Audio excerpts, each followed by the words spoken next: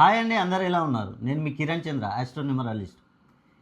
Yes అనే అక్షరంతో పేరు మొదలయ్యే వారికి ఈ 2026 పరాభవనామ సంవత్సరంలో అద్భుతంగా ఉంటుందని నేను చెప్పాను. ఈ ఎస్ అనే అక్షరాన్ని కనుక మనం చాలియన్ సిస్టమ్ ప్రకారం చూసుకుంటే 3వ నంబర్ వస్తుంది. అదేవిధంగా పైథాగరస్ సిద్ధాంతం ప్రకారం తీసుకుంటే 1వ నంబర్ వస్తుంది. ఈ 3వ నంబర్ అంటే గురువుకు సంబంధించిన నంబరు. 2026 సంవత్సరానికి రాజుగా వివరించేది గురువే కాబట్టి ఎస్ అనే అక్షరంతో పేరు మొదలయ్యే వారికి అద్భుతంగా ఉంటుంది. అదేవిధంగా పైథాగరస్ సిద్ధాంతం ప్రకారం 1వ నంబర్ వస్తుంది. 1వ నంబర్ అంటే రవికి సంబంధించింది. 2026 సంవత్సరాన్ని మొత్తం ప్లస్ చేసినట్లయితే మనకు 1వ నంబర్ వస్తుంది. కాబట్టి ఈ ఎస్ అనే అక్షరంతో పేరు మొదలయ్యే వారికి అద్భుతంగా ఉండే అవకాశం ఉంది. అయితే మొన్న ఒక సురేష్ అనే అతను వచ్చి నన్ను కలిశాడు. గురువుగారు మీరేంటి ఎస్హెచ్ అనే అక్షరాలతో పేర్లు ఎండ్ అయితే అనేక నష్టాలు కష్టాలు ఉంటాయని చెప్పారు, ఎస్ అనే అక్షరంతో పేరు మొదలైతే అద్భుతంగా ఉంటుందని చెప్పారు, దీన్ని ఏ విధంగా తీసుకోవాలి గురుగారు అని నన్ను అడిగాడు.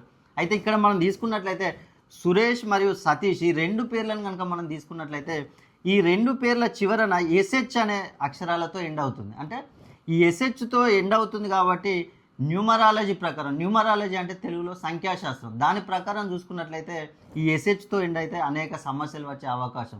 ప్రతి విషయంలో, ఏ విషయంలో రుణ బాధలు ఎక్కువ అవుతుంటాయి, ఉద్యోగాలు రావు, అదేవిధంగా ఉద్యోగంలో ఉన్న వారికి ప్రమోషన్లు కూడా వచ్చే అవకాశం తక్కువ, వివాహాలు సెటిల్ కావు, సంతానాలు లేటు, ఇలా అనేక విషయాలు వస్తూ ఉంటాయి. కాబట్టి ఇక్కడ మనం చూసుకుంటే సురేష్ పేరుని కనుక తీసుకుంటే ముందుగా ఎస్ అనే అక్షరంతో మొదలవుతుంది. ఎస్ అంటే ఇక్కడ మనకు 3వ నంబర్ వస్తుంది. 3వ నంబర్ అంటే గురువుకు సంబంధించిన నంబరు.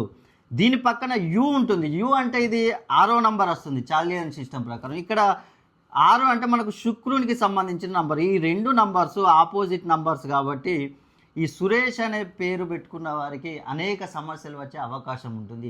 ఇక్కడ మనం సతీష్ పేరును తీసుకున్నట్లయితే ఎస్ అంటే 3 గురువుకు సంబంధించి, ఏ అంటే 1 రవికి సంబంధించి, వీళ్ళిద్దరు ఫ్రెండ్స్ కాబట్టి ఇక్కడ సమస్యలు ఉండవు. కాకపోతే ఎస్హెచ్ అనే అక్షరాలతో ఎండ్ అవుతున్నాయి కాబట్టి వీరికి అనేక సమస్యలు వస్తూ ఉంటాయి. కాబట్టి మీరు ఎస్ అనే అక్షరంతో పేరు మొదలయ్యేవారు మీరు ఏం చేయాలంటే ఒక్కసారి మీ పేరులో సంఖ్యాబలాన్ని చూసుకోండి. మీ పేరులో సంఖ్యాబలం 180 డిగ్రీస్ కంటే తక్కువగా ఉన్నట్లయితే మీకు అనేక సమస్యలు వస్తూ ఉంటాయి. కాబట్టి మీ పేరులో సంఖ్యాబలాన్ని మీరు 320 డిగ్రీస్ పైన కనుక పెంచుకున్నట్లయితే మీరు ఈ సమస్యల నుంచి మొత్తం బయటపడవచ్చు.